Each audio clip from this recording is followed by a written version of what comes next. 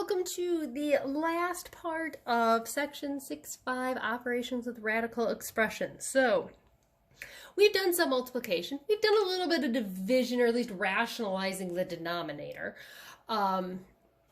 We've done addition and subtraction, more multiplication. We've done all the other operations. We haven't spent much time on division. So what happens when you have a problem like this? 2 minus the square root of 5 over 3 plus the square root of 5. You cannot have a radical in the denominator. So we have to get rid of it. But how are we going to do that? Think back to when we did imaginary numbers back in chapter 4, and we did the same thing. We basically did the same lesson, only we did it with imaginary numbers. And the last thing we did was we used a conjugate to simplify. And that's when you multiply your denominator by same terms, opposite sign. Because when we do that, it cancels out those middle terms when you FOIL, the outside-inside thing. So that's what we want to have happen here. And of course, whatever you do to a denominator, you have to do to the numerator. So if we have 3 plus the square root of 5 in the denominator, its conjugate is 3 minus the square root of 5. And then we multiply the numerator by that. So in the numerator, we're going to FOIL. 2 times 3 is 6. 2 times negative square root of 5 is minus 2 root 5. Negative root 5 times 3 is negative 3 root 5. And then root 5 times negative root 5 times negative root 5 becomes plus root 5 squared, or in other words, 5. Combine your like terms. 6 minus 5 root 5 plus 5. So that's the top. Now let's look at the bottom. We know when we multiply by the conjugates that our middle terms are going to cancel out. Because what's happening is, just so you can see, there we go, making sure it's still in focus. First times first is 9. Outside 3, it'd be minus 3 root 5. Inside plus 3 root 5 minus 5. So those cancel out. They're gone. So we're left with 9 minus 5, which simplifies to 4. And you've, of course, finished simplifying the top. So you have 11 minus 5 root 5 over 4. Your goal is to get the square root out of the denominator and then just do whatever you need to do to simplify the top. So let's try a couple. All right, so this first example, when we have division, you don't always have to rationalize. Or not always have to rationalize. You always have to rationalize. You don't always have to use a conjugate. Notice we have just one term. So this is just a quick throwback to what we had done earlier with rationalizing the denominator. What do we need to multiply by to make that root 3 go away? Well, that's right. We'd have to multiply by root 3. However, do you think that maybe we should simplify square root of 48 and square root of 75 first? Maybe, just maybe, there'll be something in common that you can factor. So it's always good to simplify. I always like simplifying first. Makes things a lot easier in the long run. You're not working with large numbers. And who wants to find square roots and perfect squares in really large numbers? Nobody does. So let's factor a little bit. So 16 and 3, 4 and 4. Okay, well, we know that's what's going to go out. So, I'll just write under here. 5 times 4 is 20 root 3 plus, let's deal with 75, 25 and 3, 5 and 5. 5 goes out. Oh, look at this. Sometimes we can simplify simply by doing a little simplification of radicals. I can add those up, can't I? They're like radicals. So now I have 25 root 3 over root 3.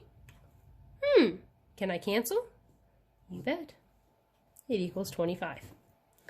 So sometimes you're going to see some simpler division problems like that. Yay. Other times, though, we are going to have to deal with the conjugates like we have in the other problems. I'm hoping this comes back into focus. Oh, we're going to have, there we go. Okay, so I apologize if it got blurry for a second. All right, so now let's focus on first looking 4 plus root 2 over 2 minus root 2. Anything to simplify? No, not at all. Okay, so then we want to focus on the denominator. What's the conjugate? That's right. Hopefully you said we have to multiply by 2 plus root 2 over 2 plus root 2. So we have the same terms, just the opposite sign in between them. Now, as we go and simplify, obviously we'll work on the top a little bit. So we go and we FOIL. 4 times 2 is 8. 4 times root 2, 4 root 2. 2 times root 2, 2 root 2. Root 2 times root 2, 2. Boy, I say 2 a lot. Over. Now, if you can remember that the middle terms cancel out here, but every other time you're going to have to, do normal FOILing, you can do that. You can just multiply 2 times 2 and negative root 2 times positive root 2. If you don't, then let's just FOIL. 4, first, outside, 2 root 2, inside, minus 2 root 2, last, minus 2.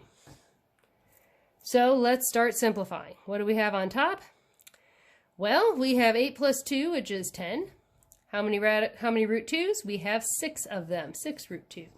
On the bottom, our 2 root 2 minus 2 root 2 cancels out. 4 minus 2 is 2. Now, don't stop here. Can you simplify further? Yes, you can. You can factor a 2 out on top, and when you do that, that becomes a 5, that becomes a 3. So you end up with 5 plus 3 root 2. Always look to fully simplify. When they say simplify, they mean simplify all the way. All right, last example.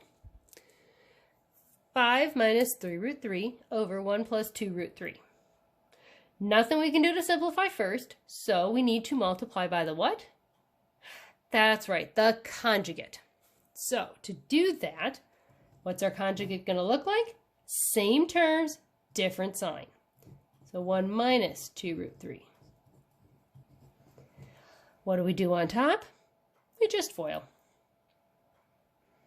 So we have first, 1 times 5 is 5.